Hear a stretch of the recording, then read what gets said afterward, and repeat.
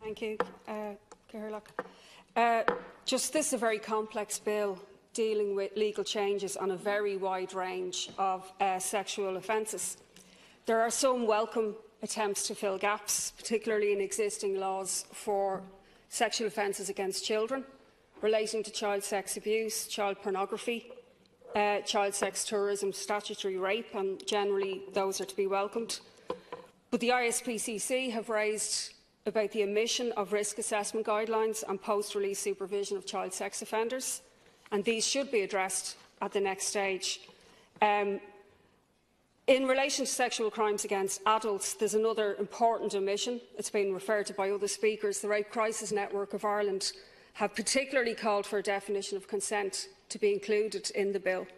This is now a critical issue in sexual offences, particularly for young people, where the issue of presumed consent is argued in court on a regular basis in defence in rape cases. Now, the Minister has had months to address this, and it's extremely disappointing that it hasn't been included, and the Austerity Alliance will certainly put an amendment on this. It's also inexplicable why a request from the rape crisis centres for a range of measures that would more positively assist rape victims haven't been included, helping people to take court cases to the end, a ban on defendants being cross-examined, a ban on defendants cross-examining alleged victims, video link in certain cases, and the worrying practice lately of judges allowing financial compensation be used by the culprit without any reference to the victim. And I think those things should be looked at. Now, in relation to Part 4, Sections 24 to 26 of the bill relating to prostitution and sex work, mindful of the wishes of many of those who are involved in the sex industry and how they wish to define themselves, I'll hereafter use the words sex workers rather than prostitutes, which is a misogynistic-laden term in any case, but that isn't to say that there's a comparison to be made on an equal basis between selling your labour and being compelled to sell your body, and the prevalence of violence and rape that's within prostitution. Now, just to begin by saying that socialists are opposed to the sex industry as a massive global profit-making industry.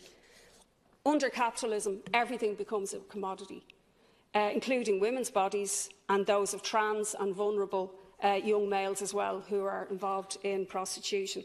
The industry is obviously gendered. It profits from sexism and oppression. It both reflects and then it perpetuates the oppression of women and girls. Buying sex is an example of exerting your power over another human being. And most of those who work in it are there due to a lack of choices. Migrant women, poor women, women with addictions, etc. Of course, there is a small minority who do have the freedom to choose being involved, but they're certainly, overrepresented in many of the debates. Now, the Socialist Party doesn't make any judgment on those who work in the sex industry for whatever reason. The industry does perpetuate a culture, however, that women's bodies are objects, commodities, and that women's sexual desires are, of course, subservient to those of men's. That has an impact in wider society of women suffering harassment, violence and sexual violence in a macho culture that's pushed. So when government ministers who give interviews about there being a need for prostitution in society, whose needs do they mean and who will serve those needs? Over 99% of the buyers of sex are men, and the majority of sellers are women, including many trans women. Just to say that we support the idea of men not buying sex, that men who believe in equality shouldn't buy sex, that trade unions, in fact, should campaign on this. We should have education about this, but of course we should have secular schools where there is progressive sex education in the first place, that's LGBTQ positive, that discusses consent, that also educates young men that women's own desires and sexual needs are as important as theirs. People might have read the article in The Guardian yesterday, Why Men Use Prostitutes. I don't have time to go into it, but regarding laws about the sex trade and provisions in this bill, I certainly don't have any illusions that laws will end the exploitation of women or trans people who are involved in the sex industry. As long as you have gross material inequality, which is actually growing on a daily basis, and the sexism that we see under capitalism, then the sex trade will continue. I'm utterly opposed to the discredited Netherlands and German model, in which pimping has been essentially legalised. It's massively grown the sex industry with horrific consequences for many people. However, it's very important to say we support sex workers' rights and eliminating any risks to sex workers. And I'm disgusted and disturbed by the fact that this bill is continuing aspects of criminalising women, men and trans people for selling sex. We'll be putting amendments from the Austerity Alliance to stop the criminalising of sex workers. For example, to delete Section 24C, loitering for street prostitution. We will also add an amendment to exclude two women working together in a brothel, not pimping, one not benefiting from the proceeds of the earnings of another. Sex workers shouldn't be subject to harassment and prosecution, and it's utterly backwards that the Minister hasn't taken those amendments on board. It's already been referred to the court case on Monday, where 4 Romanian women had money taken from them on arrest and also were further fined €200 each by a judge. What benefit is that to anybody? And then, of course, they were deported. The government has sent a signal with that.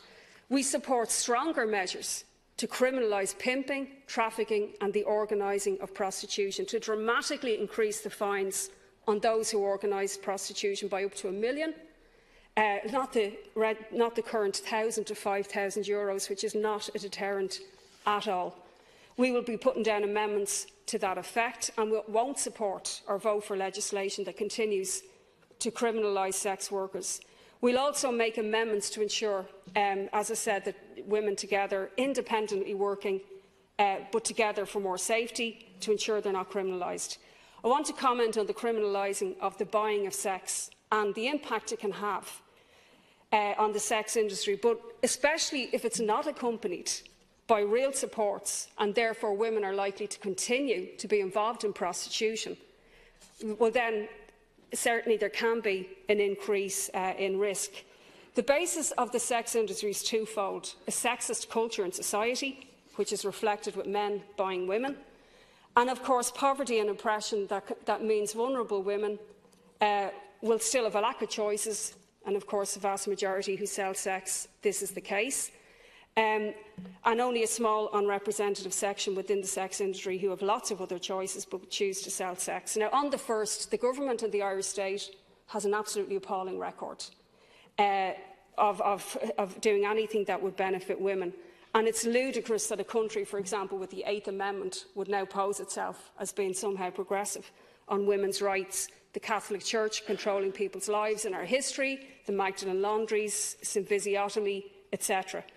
On the second, they're doing nothing. This is not accompanied by any serious measures to give supports to people, vulnerable people who are involved in prostitution and in sex work. It certainly isn't the Swedish model, which the government may have thought it was. The Swedish model was originally brought in the context of a movement against sexism in Sweden, but legal changes were accompanied by major investment in social services for sex workers to aid those still working to exit out of the sex industry. Nothing is included in the bill in relation to help for drug addiction, in relation to women, for example, those Romanian women, instead of being assisted, were just instantly deported. Now, how will that assist women to get out of prostitution? The two things that are absolutely non-existent in this legislation, and the government, of course, showing no concern really in providing those. While I would be sympathetic to the idea of buying sex being illegal, as in it's wrong and it sends a message, very sceptical that it would have a positive impact unless it's accompanied by massively increased supports, healthcare, specially trained Gardaí, to report crimes, to give counselling to people, education and training, language classes to assist women and vulnerable people from exiting the sex trade. I think it's much more likely that those things will come about when there's a movement for women's rights in this country, and we can only look at the Repeal the 8th movement recently as a positive example. a movement that would challenge fundamentally sexism and inequality, that would fight for the separation of church and state and would challenge private ownership of wealth and the worshipping of the private sector, that would build the homes that people need and, just finishing now, and give people a decent life in order not to be forced into the sex industry in the first place.